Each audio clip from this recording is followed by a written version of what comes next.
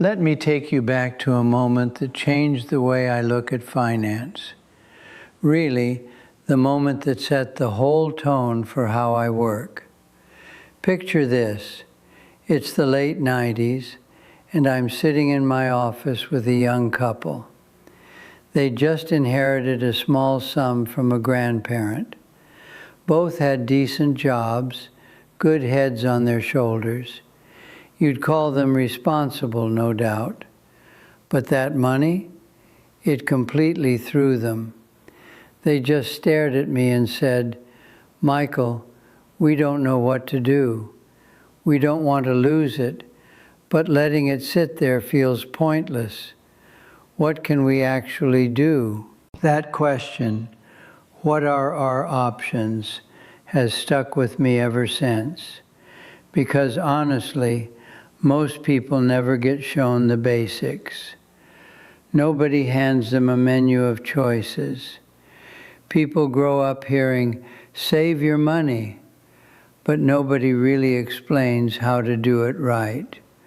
Or they're told to invest, but nobody says, "Here's what to consider." So people freeze. Some just let their money sit, others chase hype or run from fear.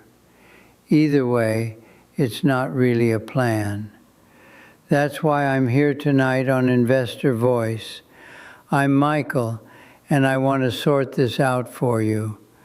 We're going to walk through the essentials, the building blocks of financial security, not because they're flashy, but because they're what actually matter. Let's start at the beginning, the humble savings account.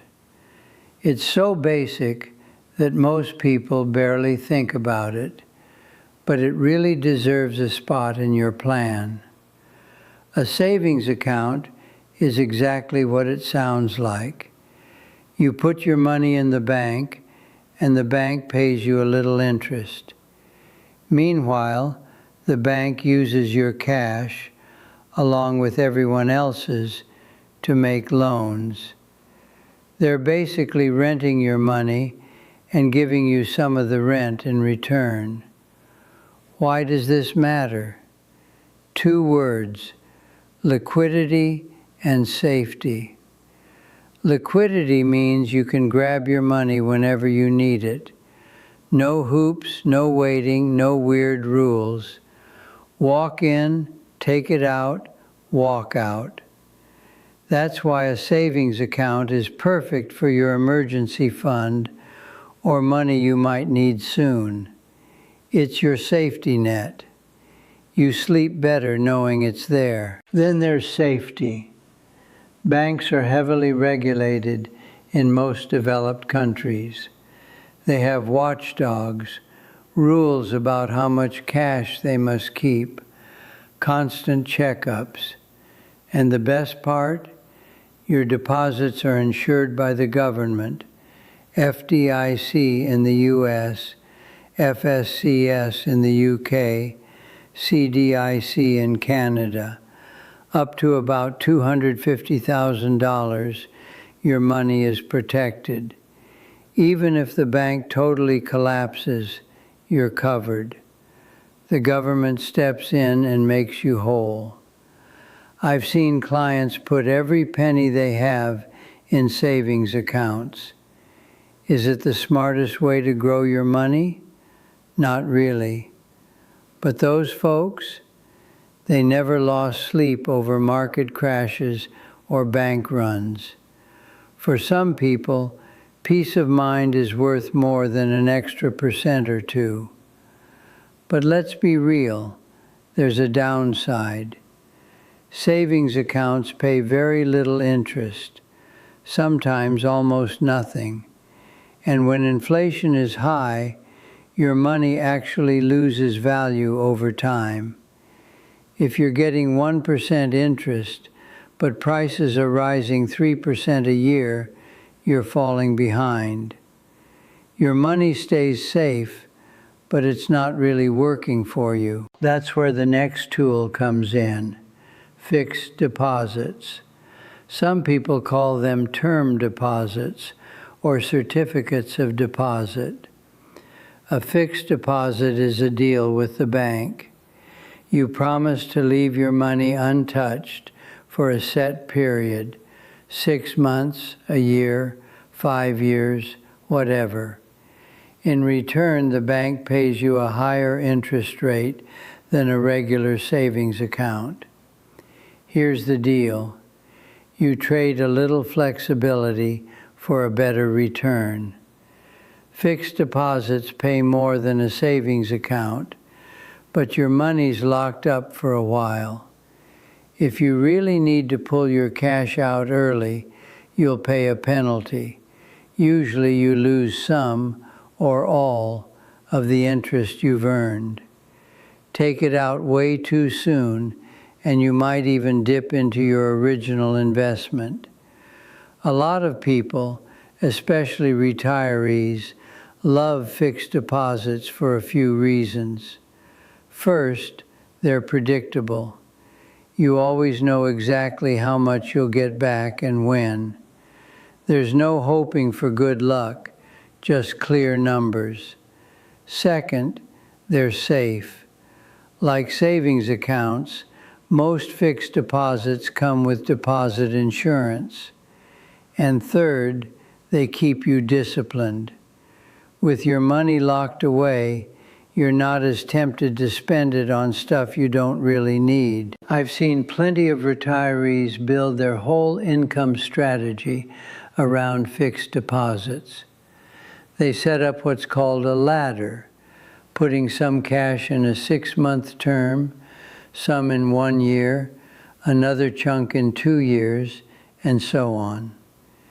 As each deposit matures, they get cash to live on, then roll over whatever they don't need into a new term. It's straightforward, steady, and it works. Now, let's step outside the world of banks and talk government bonds. Things get a bit more complex, but honestly, the main idea is still pretty simple. When you buy a government bond, you're lending money to the government.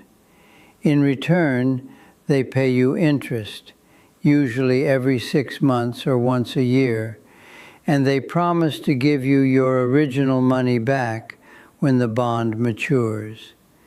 It's basically a loan from you to the government, written up as a tradable piece of paper. People see government bonds as some of the safest investments out there, especially if you're talking about countries with strong economies, like U.S. Treasuries, German Bunds, UK gilts, Japanese government bonds. These are backed by the government's power to tax and sometimes even print money if things get tough. The odds of default are tiny, not zero, but about as close as you can get. There are a few flavors of government bonds. Treasury bills are short-term, less than a year. Treasury notes run 2 to 10 years. Treasury bonds stretch out to 20 or 30 years. You'll also find inflation-protected securities, which bump up your interest payments if inflation rises, so your spending power doesn't shrink. One big reason people love government bonds: they often hold up when the rest of your investments are getting hammered. When the stock market nosedives, investors usually rush into government bonds for safety, which can push bond prices up even as stocks fall. That sort of move in the opposite direction is a huge help in rough markets. Bonds and stocks don't always dance like this, but often enough to really matter if you want a balanced portfolio. Of course, bonds aren't risk-free. The biggest headache is interest rate risk. If rates go up, your old bonds with lower rates don't look so great, so their prices drop. If you have to sell before maturity in this kind of market, you could lose money. That's why lots of people just hold their bonds until maturity and collect their interest, ignoring whatever the price is doing in the meantime. Inflation is another risk. If prices rise faster than the interest you're earning, you lose buying power. This hits hardest with long-term bonds, since you're locked in for so long.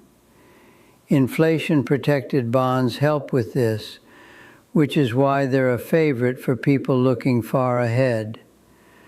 Now let's talk about diversified index funds. Over the past few decades, these have opened up investing to pretty much everyone. An index fund is just a mutual fund, or ETF, that tries to mirror a specific market index, like the S&P 500 or the whole stock market. Instead of trying to pick the next big stock, something even pros struggle with, an index fund just buys all or most of the stocks in that index. It holds them, and you get whatever return the index gets, minus a tiny fee. Simple as that. Index funds have caught on for a reason. They just work for so many people, whether you're new to investing or you've been at it for years. First up, diversification. When you buy an index fund, you're not betting everything on one company. Instead, you own a tiny piece of hundreds, even thousands of companies across all kinds of industries. If one company tanks, no big deal. It barely puts a dent in your portfolio. Then there's the cost. Index funds don't pay for fancy analysts or superstar fund managers. They just track the market. That means their fees, called expense ratios, are usually way lower than what you'd pay for an actively managed fund. Over decades, that small difference adds up. Seriously, just a 1% fee difference can slash your total wealth by hundreds of thousands of dollars over 30 years. That's money you could have kept. Taxes are another win for index funds. They don't buy and sell all the time like some active funds do, so you end up with fewer taxable capital gains. Less tax means more of your money stays invested, working for you. And let's not forget how simple this can be. With one index fund, you can own a slice of the entire U.S. stock market, or even the whole world's. No need to dig through reports or pick individual stocks. One fund, instant diversification. Easy. Historically, these funds have delivered solid long-term returns. The U.S. market, for example, has averaged around 10% a year over the long haul. Sure, there have been crashes and ugly years. That's just how markets go. But the overall trend? Upward, reflecting the growth of American businesses and the economy. Now here's where it all comes together. None of these tools, savings accounts, fixed deposits, bonds, index funds, is perfect on its own. Each has strengths and weak spots. Each plays a different role depending on what you need. Savings accounts are safe, and you can pull your money out whenever, but they don't pay much interest. Fixed deposits pay a bit better, but you can't touch the money for a while. Government bonds give you stability and steady income, but move up and down with interest rates. Index funds offer growth and diversification, but you have to ride out the bumps in the market. The real trick is how you mix them. That's what people mean when they talk about asset allocation, dividing your money between these different buckets to get the right balance of risk and reward for you, your goals, and your timeline. If you're young and just getting started, you've got decades ahead of you. You can take more risk and let most of your money grow in index funds, since you have time to recover from any market dips. Compounding works in your favor. If you're retired and relying on your investments, you play it safer. More in savings, fixed deposits, and government bonds. You want stability and steady income, not a wild ride. Most people are somewhere in the middle. You need some growth to build your wealth, but you also want enough stability so you can sleep at night and handle surprises. So maybe you keep some cash for emergencies, some in fixed deposits for near-term needs, some in bonds, and the rest in index funds for long-term growth. It's not rocket science, but it does take a bit of honest thinking about your own situation. What do you want? How much risk can you really handle? How long do you have? There's no universal answer, and if someone says there is, they're probably trying to sell you something. I always remember this young couple I talked to once. I told them, and I'll tell you, building wealth isn't about chasing the perfect investment. It's about setting up a solid foundation that can handle whatever life throws your way. Savings accounts, fixed deposits, government bonds, diversified index funds. These are the building blocks. They aren't flashy.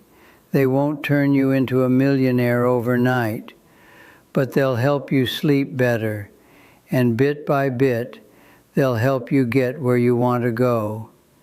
Before we go any further, I just want to point something out.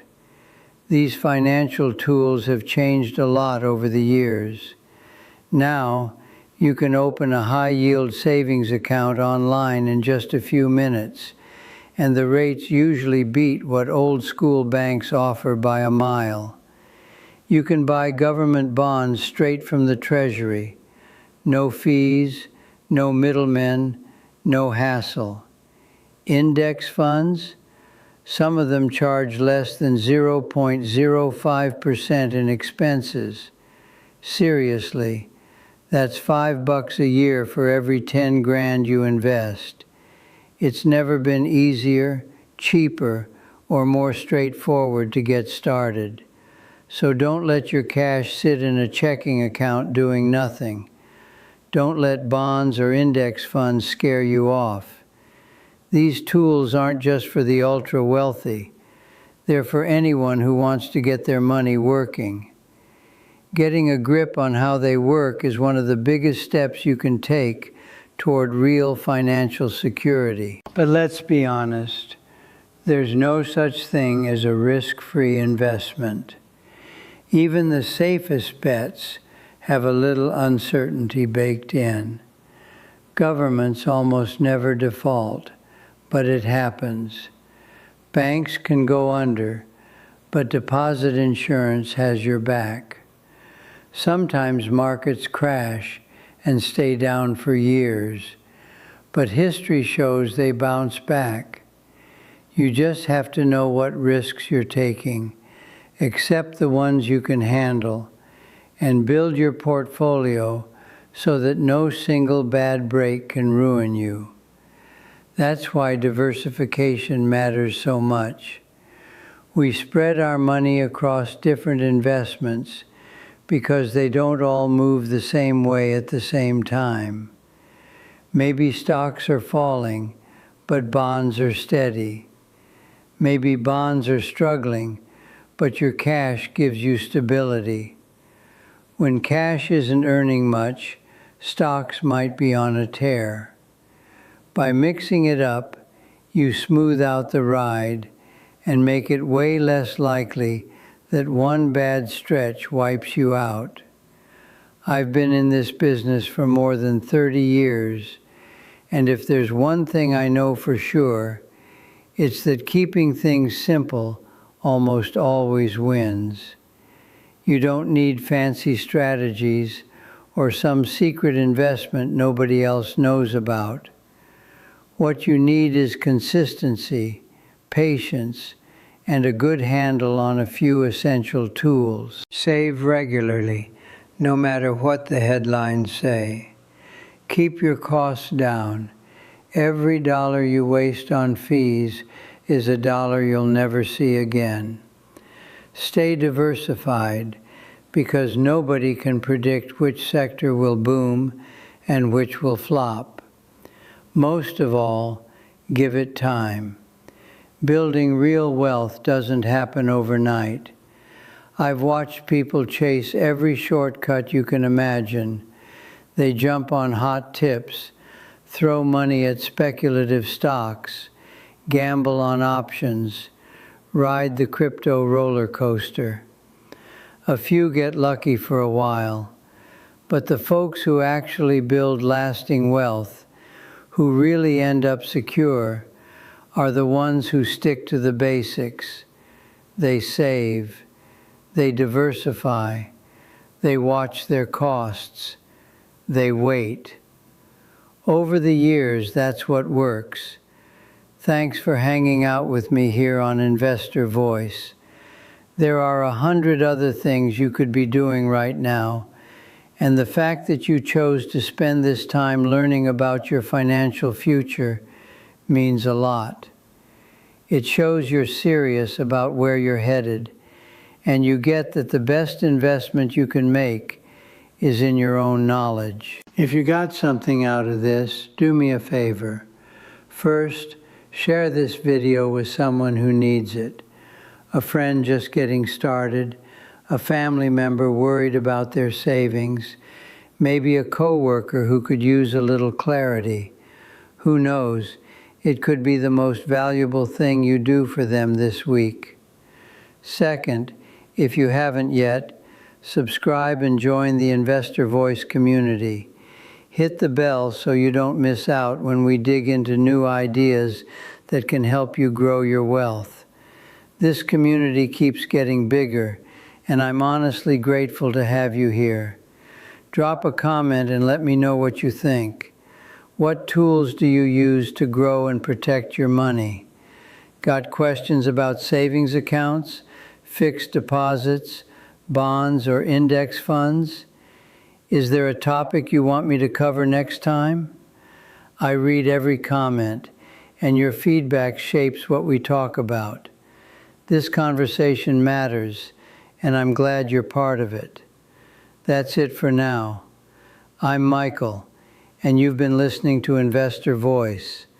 Just remember, the smartest investment you can make is in your own knowledge. Look out for yourself, look out for each other, and I'll catch you next time.